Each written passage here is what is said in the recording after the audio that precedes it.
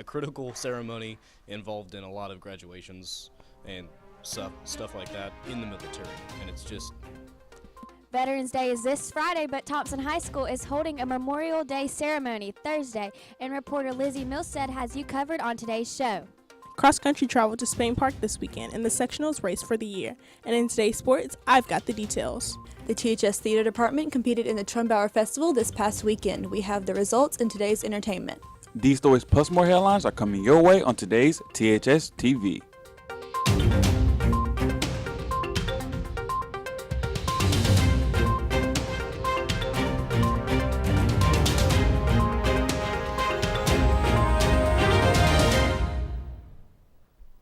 Since 1982, Thompson's home stadium, Larry Simmons, has held many wins and losses. Good morning, I'm Adeline Lee. And I'm Desmond Burge, and this is THS TV.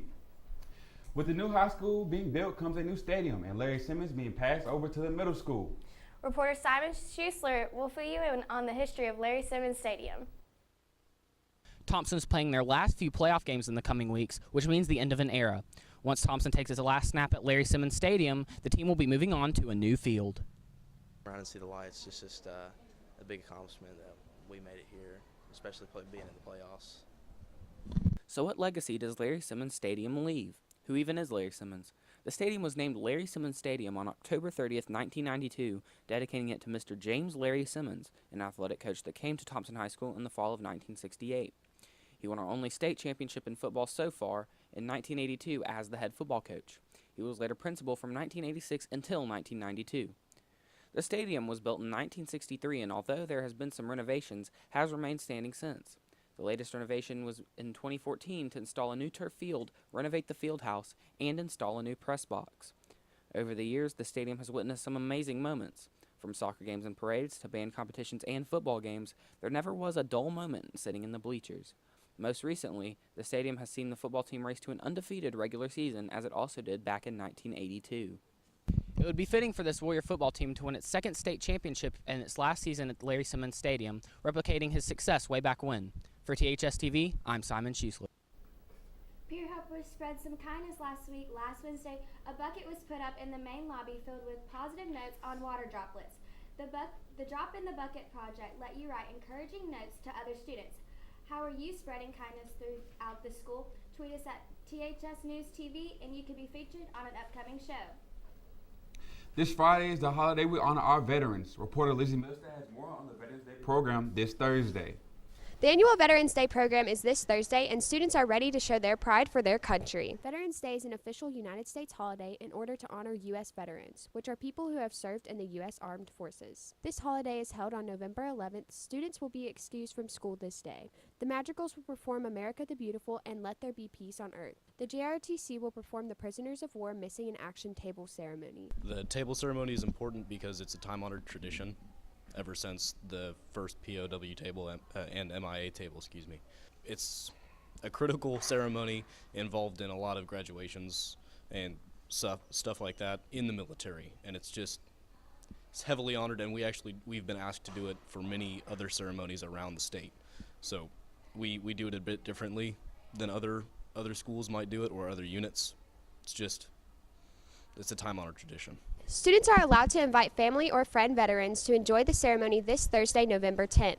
There will also be the playing of branch songs where veterans from that branch present will stand while their song is played by the band. Reporting on the Veterans Day program, It's Election Day in many states today. Here's what's trending on Twitter. Hashtag Election Day is trending on Twitter. Many states today are voting for delegates in the new governor elections. Alabama is participating in the elections today. The runners are Tommy Battle, Huntsville's mayor, Scott Dawson, an evangelist, Stacey Lee George, a former candidate for governor in 2014, Bill Hightower, a state senator, and Kay Ivey, the current governor, Josh Jones, and John McMillan. A few counties are also having their individual law elections. If you want to join in on the conversation, tweet us at THS News TV to be featured on an upcoming show. Now let's take a look at other hot topics in today's national headlines. The Texas church shooting leaves 26 dead. The shooting happened in Sutherland Springs. The shooter has been identified as Devin Patrick Kelly, a 26-year-old. Kelly was put in prison for for an assault and received bad conduct discharge. He is a former U.S. Air Force member. Ian Squire was killed after he was kidnapped on October 13th. 3 others were kidnapped at the same time. They are all British nationals. They were taken in Nigeria, and the Nigerian police helped negotiate their release. They were kidnapped at the Southern Delta region in Nigeria. The UK Foreign Office said there is a, quote, high threat of criminal kidnap. Melania Trump spent her second day in Japan, and she visited a Japanese elementary school and learned their calligraphy. She thought the calligraphy was, quote, beautiful characters. When she entered the gym, her face lit up. She was drowned in hugs and took many pictures. So you guys know regular season football is ended, and that means basketball season is about to start. Yeah, they played their first game. Boys and girls played their first game Thursday, and I know the guys went last week to play some scrimmages down in Mount Brook, and they did pretty well. So I'm interested to see what they're going to do home Thursday night. So since football season ended means we have to start cheering basketball season, and that's one of my favorite seasons to cheer. I've got more in today's sports. But first, we've got your news to know and today's announcements. We'll be right back with more THS TV.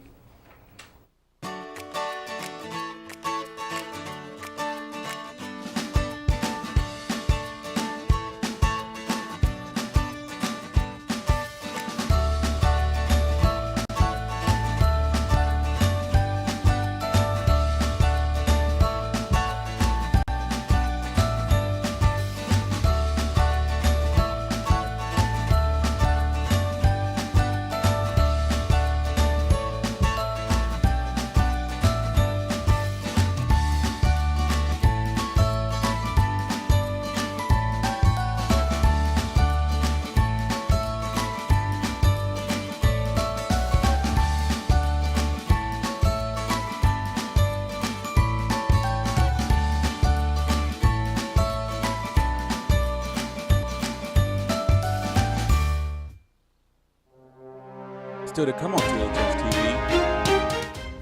Basketball season is right around the corner, and I have a preview of what their season will look like.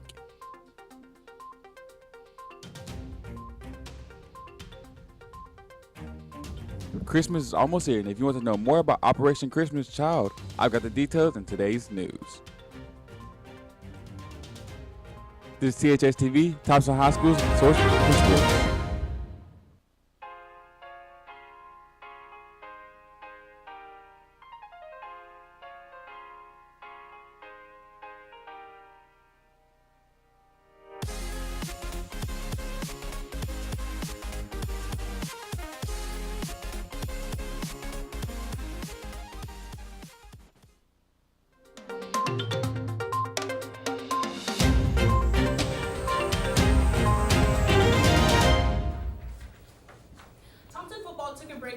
Friday, but that doesn't mean other teams didn't come to play. Hoover took on IMG Academy, a team from Florida ranked second in the country, and lost with a score of 32-21. This ended Hoover's regular season with a record of 7 wins and 3 losses. The Vestavia Rebels lost to Shades Valley at home Friday, with the end score being 41-24. Spain Park shut out Minor with a score of 49-14, ending off their season with a record of 6 wins and 4 losses. Oak Mountain won against Hazel Green, scoring 36 against their 29. Mountain Brook lost to Ramsey 28-7 in our region. In our region, Hoover, Spain Park, and Mountain Brook are heading to the 7A playoffs. The regular varsity football season has come to a close. With it comes basketball. Both men and women teams will compete in their first game of the season this Thursday at home against Pinson Valley. The Lady Warriors, coming off a 15-12 record, will host the Indians at 6 o'clock. The varsity men will tip off at 7, hoping to recover from a 4-17 season last year. Both teams will compete in several tournaments throughout the season and host several huge area games such as Hoover and Pella. For more updates on the basketball team, stay tuned in to THS TV. Runners hit the trail last Thursday to compete for a spot on the state trail. In 7A Region 3, Mackenzie Hogue placed first in the girls' 5,000-meter run, gaining a top seed for the state meet, as well as bringing her team in a total of 10 points. Jace Jones and Brandon Lee took home awards and spots to the state meet, with Jones placing second with a time of 16:14 and Lee placing 12th at 17:06. All 3 individuals will be competing in the state competition on Saturday, November 11th in Moulton, Alabama at the Jesse Owens Memorial Park. From the high school gym to the college turf, we've got the details in today's national sports headlines. The Houston Astros defeated the Dodgers of Los Angeles in a 7-game series to win the World Series in Los Angeles. Each game, both teams battled to the end, leaving the Astros with a 4-game win over a 3-loss to the Dodgers in the postseason. The Astros traveled back home to celebrate with a community parade. Hopeful Auburn's men's basketball team got struck with a blow last Thursday with the suspension of starters Austin Wiley and DeJale Purefoy due to concerns with the FBI's investigation of suspension of associate head coach Chuck Person. The two were crucial assets for the team and could possibly face ineligibility. The Tigers of LSU traveled to Bryant-Denny Stadium Saturday to face the Crimson Tide. The previously ranked 19 Tigers battled all night with number 1. With numerous sacks and penalties, the Tide remains number 1 in the country and in their conference, while the Tigers move down to number 25 overall. That's all for today's sports. Tune in on Thursday for a postseason preview. Now back to Desmond with more news. Yesterday, the family and consumer science classes had mock interviews as a part of their career unit. The unit has consists of each student starting out with picking a career, researching information about their career choice, completing a paper, filling out a job application, creating a resume, and then ending with an interview. Shortly after choosing a career, students each learn their destinies, such as how many children they would have, their marital status, car type, and more. The TV and film department also participated in the interviews. As students answer their questions pertaining to their jobs, students will be learning today whether or not they passed the interview to land a job for themselves to support them the rest of the school year. Churches all over the nation are taking part in Operation Christmas Child, and Alabaster is joining in. Operation Christmas Child is a program where churches and schools send boxes of presents to children all over the globe who don't get to enjoy Christmas. National Collection Week is November 13th to November 20th, and the wrestling teams have already started working on their boxes. So, Sean Breyer's coming up. Well, our theater department actually competed this weekend, and I heard they did really well in every category they performed in. Yeah, there's a lot of awards given out to many people I know, so I'm very proud of them and what they achieved this weekend. Yeah, they did do very well, and a bunch of my friends came home with awards. Okay. I've got more in entertainment. But first, Simon has your local forecast and today's Warrior weather. We'll be right back. Still to come on THS TV. The theater's thespians had their Trumbauer competition this past weekend, and I have a recap of how they did.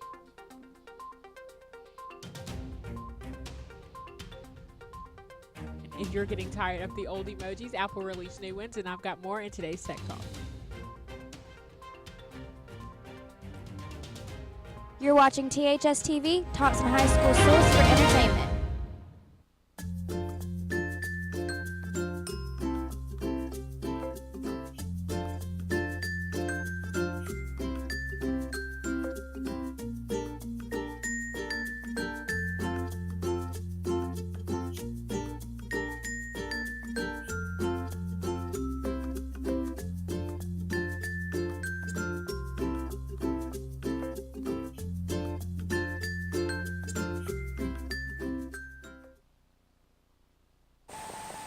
Hi, I'm Simon Callahan, and this is your Warrior weather. Today we'll have a high of 77 and a low of 58, along with thunderstorms. Wednesday, the high will be 62 with a low of 50. Thursday we'll have a high of 63 and a low of 43. Friday and Saturday will be mostly sunny with highs of 66 and lows of 45 and 48. That's all for your Warrior weather. Stay tuned for a look into tomorrow morning's forecast. Now to Aaron with today's entertainment.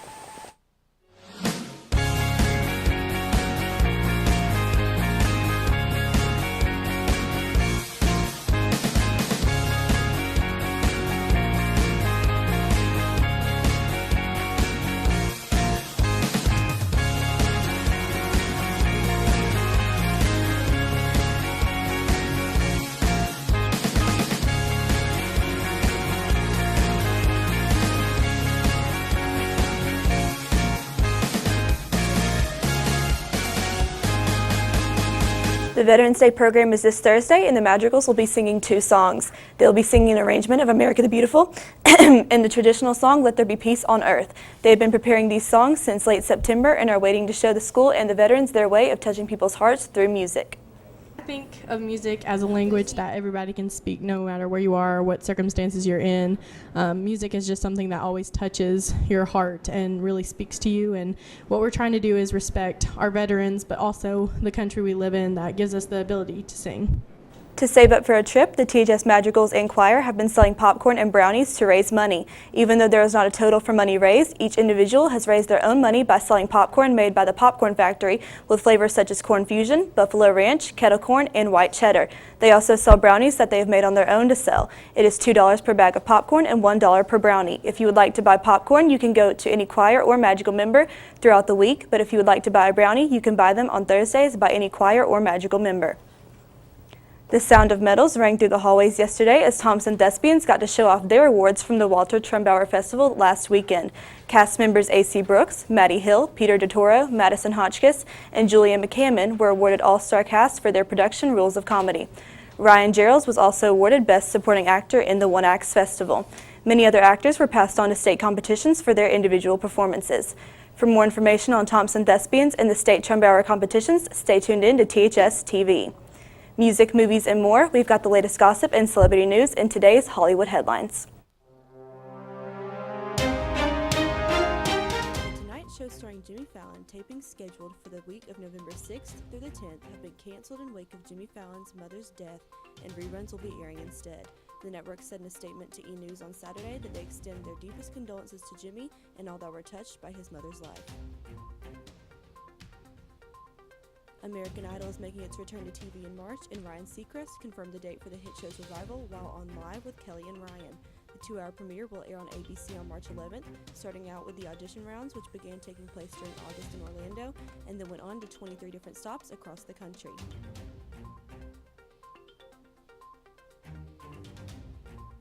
Fixer Upper star Chip Gaines posted a photo of himself camping in a tent outside of Target on his Instagram page to promote he and his wife Joanna's new Heart in Hand with Magnolia home collection. Target spokespeople claimed that the collection is expected to have great success and be a multi-year. Tune in on Thursday for a Netflix update. Now let's toss it to Kendall with the new emojis that came out with the new iOS 11 update.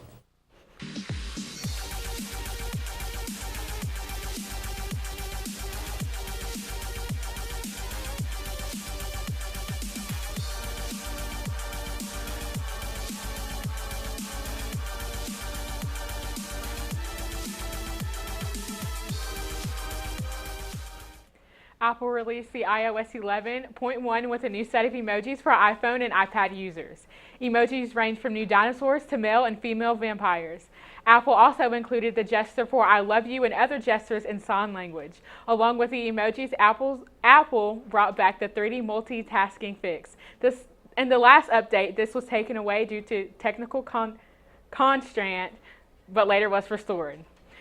That's all for today's Tech Talk. Tune in every Tuesday for more tech tips. Now back to Adeline with more news. Compact 2020 is trying to start a smaller Compact 2020 organization in Shelby County, and Mayor Marty Hanlon and the Alabaster Prevention Team may have brought it to life. The purpose of Compact 2020 is to provide anti-drug resources that are specifically tailored to meet each city's needs. The group just had their first meeting along with Alabaster's Compact 2020 Resource Officer Dave Carlington, city officials, educators, first responders, business owners, parents, and more came together and shared ideas that specifically target the community with ideas to provide education and awareness in Alabaster.